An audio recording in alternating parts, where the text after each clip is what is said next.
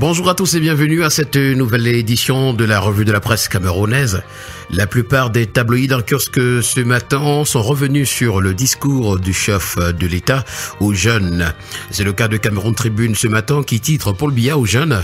Je vous tiendrai toujours le langage de la vérité.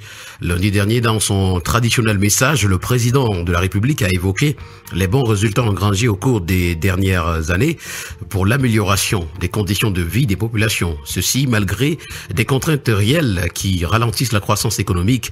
L'intégralité du discours du chef de l'État ainsi que l'éditorial et les premières analyses de Cameroun Tribune sont à retrouver ce matin des pages 2 à 13. Avec le quotidien Mutation, on parle de Tata Bakiri. Un parcours inspirant nous a présenté ce matin sur les traces du jeune agriculteur présenté comme un modèle d'entrepreneuriat par le chef de l'État. Le quotidien Mutation nous conduit à Douala, le port renforce sa sécurité et puis tourisme. Bimbia affiche ses ambitions. Autant d'informations à retrouver ce matin en parcourant les colonnes du quotidien Mutation. Le quotidien régional d'information du Nord Cameroun, le du Sahel de Guibaï Gatama ce matin, nous parle du part de ma bête et le gouverneur de l'extrême nord échappe à un lynchage de ce côté-là. En savoir davantage, je lis la page 6 du journal. Pour le quotidien bleu d'Amanmana, le jour ce matin, on parle d'éducation. Les enseignants annoncent une grève. Au cours d'une conférence de presse, c'était le 7 février 2025 à Yaoundé, le syndicat des enseignants du Cameroun pour l'Afrique menace de redescendre dans la rue. L'information est à retrouver en page 3. MTN Elite One, des coups de feu sèment la panique à Bamenda et puis Ambroise Com, hommage à Henri Djomgan. Le premier quotidien économique de la zone CEMAC, l'économie ce matin, donne la parole à Mokom Dinza qui dit « Un marché financier efficace est le moteur du développement ». Dans une interview, le directeur général de Stonechat Asset Management, qui joue un rôle clé dans l'évolution des marchés financiers au sein de la CEMAC, partage sa vision sur l'avenir de ce secteur et les opportunités pour les entreprises et les investisseurs. Document également à lire ce matin, la circulaire du ministre des Finances relative à l'exécution, au suivi et au contrôle de l'exécution des budgets des collectivités territoriales décentralisées pour l'exercice 2025 nous est présentée ce matin dans les colonnes du quotidien L'économie. Le Messager, pour sa part, parle de sécurité maritime. Le port autonome de Douala navigue à haut débit, nous renseigne le journal, qui nous propose d'ailleurs une enquête sur la phase 2 du projet Douala Port Security au lendemain de la réception de nouvelles infrastructures de pointe au port autonome de Douala. Nous poursuivons le périple de ce matin avec la nouvelle qui s'interroge au sujet de Maurice Kamto.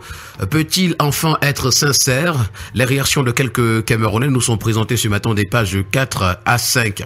Pour le bi-hebdomadaire Le Financier d'Afrique, on parle de financement des investissements. Le ministre des Finances présente sa stratégie de mobilisation des ressources financières.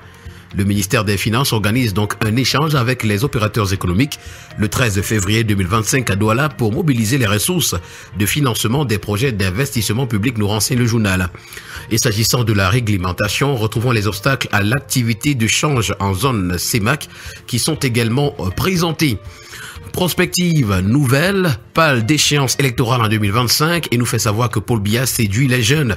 Dans son traditionnel message à la jeunesse le 10 février dernier, le président de la République, sans annoncer qu'il est candidat ou pas à la présidentielle de 2025, après avoir demandé à ses jeunes compatriotes de ne pas prêter l'oreille aux sirènes du chaos que font retentir certains irresponsables et de ne pas les laisser se servir d'eux pour assouvir leurs desseins pernicieux, à savoir crier le désordre dans notre cher et beau pays ou de ne pas se laisser endormir par les promesses fallacieuses et pour la plupart irréalisables qu'ils essaient de leur vendre, les a assurés de continuer d'être à leur côté pour relever les défis auxquels ils sont confrontés. La voix du consommateur ce matin, titre face aux jeunes exaspérés, Paul Biya se déclare candidat. Pour le journal ce matin, le président de la République, 92 ans et 42 ans au pouvoir, a indiqué aux jeunes qu'il sera toujours à leur côté pour relever les défis auxquels ils sont confrontés. Des propos considérés par plusieurs analystes comme une déclaration de candidature à l'élection présidentielle d'octobre 2025. Entre-temps, une grande majorité des jeunes croupis dans la précarité et le manque d'emploi. Certains ont trouvé refuge refuge dans la délinquance, le banditisme, l'alcool, la drogue, les stupéfiants, les déviances sexuelles, la prostitution, la dépravation des mœurs, nous renseigne ce matin à la page 3 la voix du consommateur. Le quotidien Vert Émergence, pour sa part ce matin, décrypte également le discours de Paul Biya à la jeunesse à sa page 5. En petite une, on parle des Bolovo où 4 enfants d'une même famille ont trouvé la mort. Parlement de la jeunesse, le bilan du congrès est présenté en page 2.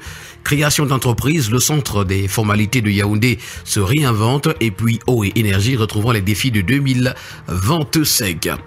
Le Zénith pour sa part ce matin s'interroge au sujet du Covid-Gate. Est-ce une affaire classée ? Coincé entre les pressions internes, celles des bailleurs de fonds et sa promesse de châtier les responsables qui avaient fait main basse sur les fonds de solidarité nationale pour la lutte contre le Covid-19, déjà formellement identifié, le président de la République oserait-il jeter ses fidèles lieutenants dans la gueule de la justice en cette année électorale de tous les dangers? C'est une interrogation. Les prochains jours nous édifieront certainement, nous renseigne le journal ce matin en page 3. Le tri-hebdomadaire La Voix des Jeunes revient sur la fête de la jeunesse ce matin. Atikou Kalda s'adresse aux jeunes entrepreneurs. C'est à retrouver ce matin dans les colonnes du journal. Pour La Voix du Centre, on parle également de cette fête de la jeunesse. Et le journal nous présente les jeunes qui nous gouvernent. Il s'agit bien évidemment d'une ironie du journal ce matin en présentant quelques figures de la haute sphère politique ou même gouvernementale du Cameroun, notamment son excellence Paul Biya, Martin Bagagele, Nyadi Fendi Marcel et les autres. Ouesteco, pour sa part, parle de présentation des vœux au chef supérieur Bagam, quand Fontaine d'Op fédère son peuple, ses pairs des Bamboutos et l'administration. Le vent a-t-il tourné sur la crise à la chefferie Bagam? C'est ce que semble dire la grande fusion autour de Fontaine d'Orbe Zossi, Dieudonné reconnu comme le seul et unique chef supérieur de Bagam par ses pairs des Bamboutos et l'administration. Voilà l'information que nous présente ce matin le journal Ouesteco. Le journal parle également ce matin de tournée agitée du préfet du Mbamé-Inoubou à Makelele. Les Kidingde se revendiquent Bamileke de Makelele dans des autochtones de la région du centre. À Koptamo, le lycée bilingue Sultan Roi Joya reçoit Madame Pauline Nalova en visite privée.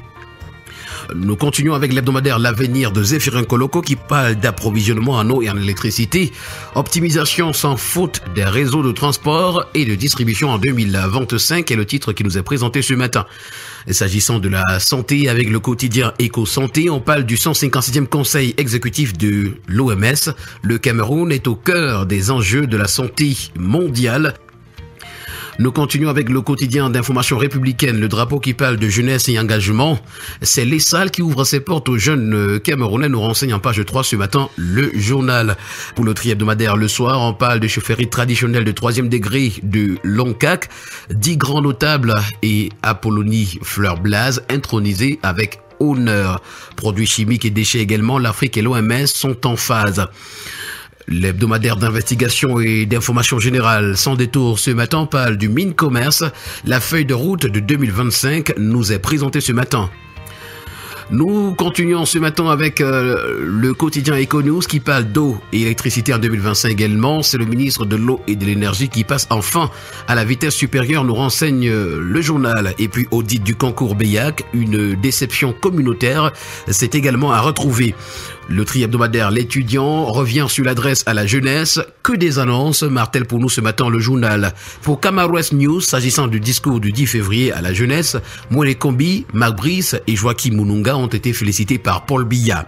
Et nous terminons le périple de ce matin avec le Popoli Creator Sal qui parle de cynisme, le continent en mode au coq pipi.